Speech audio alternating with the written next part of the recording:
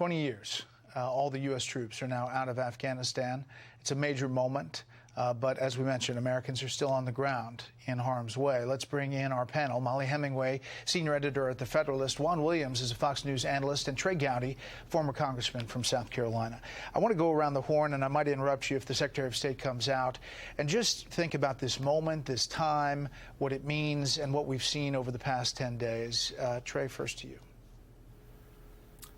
20 years, the same group that we ran off is running Afghanistan. Women and girls are still second-class citizens. Religious minorities are still being targeted. Journalists are still being beaten.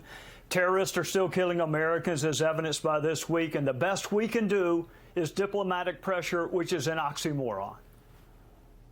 Yeah, Mollie? Yeah, that's exactly right. The Taliban are bigger, stronger. They control more territory.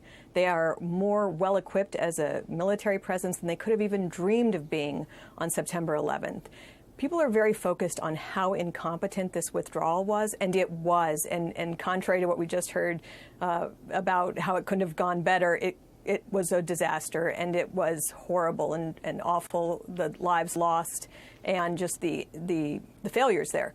But really, we need to not forget that 19 of the last 20 years of this war, led by woke generals and political leaders who moved to nation building instead of having proper metrics for success of how to defeat an enemy, they caused this. The Taliban are in a position of strength, not because of the last 10 days, but because of the last 19 years. And we need to never fight a war this way ever again. It is one thing to do this with the Taliban. It's entirely another to do it with a nuclear adversary, which, is something that we might be facing in the years to come.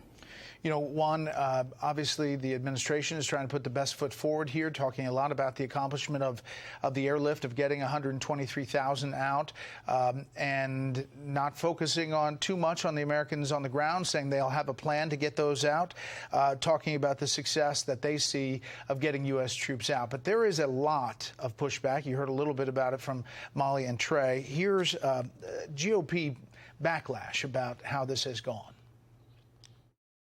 We are now less safe. The Taliban has more Black Hawk helicopters than Australia. We have weaponized them. Just because we decide to quit fighting doesn't mean the terrorists go away. So they're still out there. They're invigorated, they're emboldened, and excited about the success they see in bringing America to its knees. Thoughts on that, Juan? Well, I think two things to say, and let me just say, I think this is a bold headline day for America. The forever war is over. I think we accomplished the goals that we set when we went in there 20 years ago. That Afghanistan was not used as a terrorist launching site. The American people want this war over. And when you think about the 13 heroes whose bodies came home this weekend to Dover, you think, you know what, those people died in a good cause. They helped with this evacuation to get people out safely. And it's more than 100,000 people, all of our military personnel now gone. They are the last people who will have died in this, America's longest war, as you said, Brett. I think the key thing in response to those quotes that you just played is to understand that the terrorist threat is very different today than it was 20 years ago. The element of surprise is gone. We have hardened our targets. We have networks of intelligence. We have the capacity, which we've shown over the last few days, to strike back at terrorists in a way that we did not have 20 years ago. Let me say a couple of things. One is some of the family members have already expressed publicly that those Marines, that Navy corpsman and that U.S. soldier didn't have to die, that it was unnecessary because of the way that this was handled. That's their words.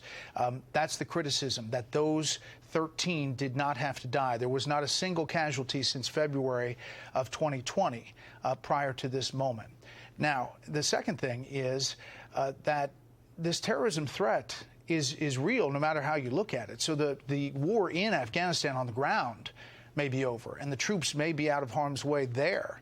But, Juan, you know that if it pops up, and it likely will, it's a witch's brew of radical Islamic terrorism there, that we're going to go there. And the problem is that the intelligence assets dry up when you don't have some aspect of ground presence.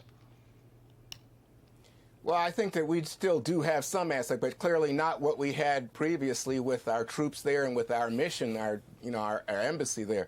But I think that it's important to understand that the mission was to prevent that area, Afghanistan, from being used as a terrorist launching site. And I think that we have accomplished that. And again, when you look at the reality on the ground and say that there are Americans there are a lot of Americans apparently out of that 250 who choose to be there. Most of those who are left there, in terms of the Afghans, are people who wanted to get out, but we just couldn't manage it. And I think that when you look at this and you look at 4 presidents, Brett, you look at President Bush, who chose to go in there and didn't know how to get out. You look at President Obama, he put more troops in, but it was like a Band-Aid. He really didn't know how to get out. President Trump negotiated with the Taliban. That's and now President Biden underestimated the strength of the Afghan government. There are a lot of mistakes here. All right, Trey, last word. I'm just trying to process how Afghanistan is no longer a launching site for terrorism with the 13 coffins that I saw at Dover Air Force Base. So apparently it still is a launching pad for terrorism because 13 of our soldiers were killed within the past week. Panel, we'll have you back in a bit. Hey, Sean Hannity here. Hey, click here to subscribe to Fox News YouTube page and catch our hottest interviews and most compelling analysis. You will not get it anywhere else.